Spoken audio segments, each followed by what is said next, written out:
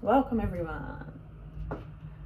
Today's crowd know me relatively well enough in fact to be aware that my predominant mode of transport is a scooter. Very good. Question 2. Nah, just kidding. As you do in comedy.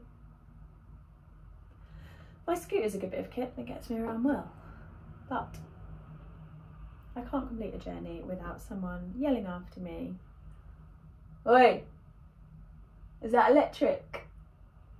Is that electric?" It's not, as they well know. Usually I've gone past by the time they've hurled the question at me, just in time. But occasionally I'll have to stop at a traffic light and engage them in conversation. So they've gone, "Oh, is that electric?" And I say, no, it's just a push scooter, as you can see. And they say, "Can I have a go?" Only joking. Too much exercise for me. A remark without substance, since they're usually incredibly active and fit. And I'll have to say, and we'll wait for the light to go green. Initially I was surprised by the number of people that launched this question at me. "Is that electric?" Until I realised why they did it.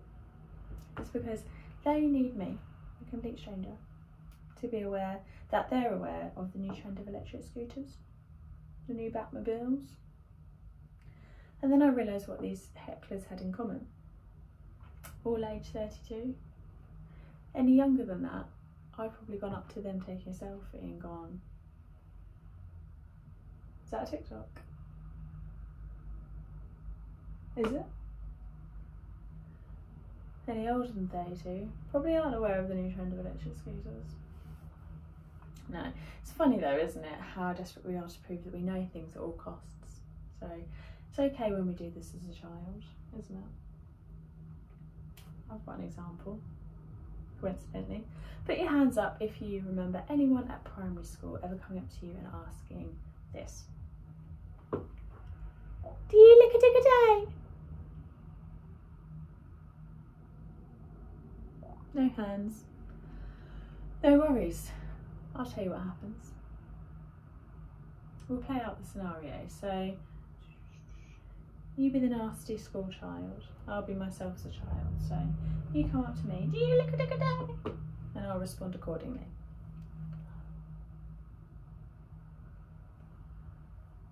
Yeah.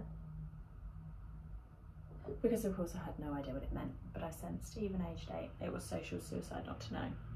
And that's the aim of the trick. And you make it through the lick a dick a day years. Pause for laughter. And you reach secondary school and you enter 5 years of a much worse test, which is, "What type of music do you like?" I desperately wanted to know the correct answer to that question, but I didn't know it. I didn't know it. Until one day I learned, from a bit of eavesdropping on the bus, that the correct answer was R&B.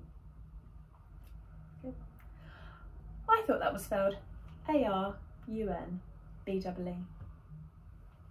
Straight on my MSN name. R&B for life, 1991, big up me gals. Me gals laughed at me, obviously, just as they did when I confused Albert Einstein with Arthur Reed. Now that one was a little trick of my own, or treat if you like, comedy.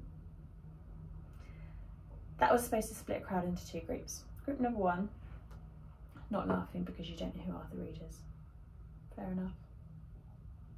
Group number 2, laughing because you're embarrassed that you don't know who Arthur Reed is. And when you find out that Arthur Reed is a cartoon aardvark, you rush to deny you ever knew. And of course there's a 3rd group, isn't there, which presumably today's crowd is in, which is laughing to be kind to me and me throwing it back in your face. Rather like when you laugh at someone's story to be kind and they have the audacity to say, you weren't there.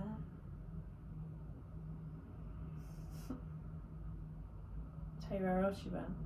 Camping. But for the sake of argument, let's pretend you are camping.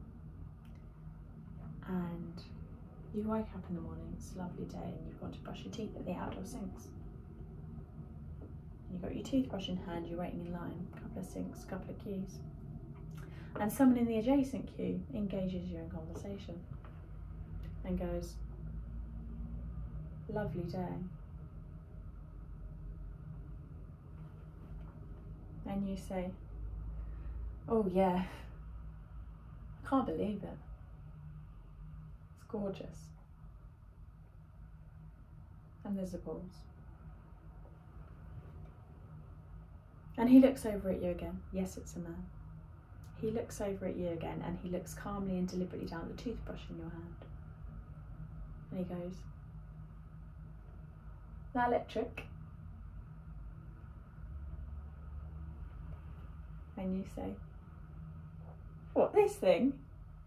No, it's just a normal plastic one.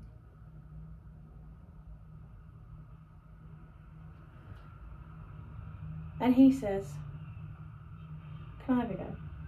Only joking, too much exercise for me. I couldn't apologise more for the sexual nature of that joke in this intimate setting.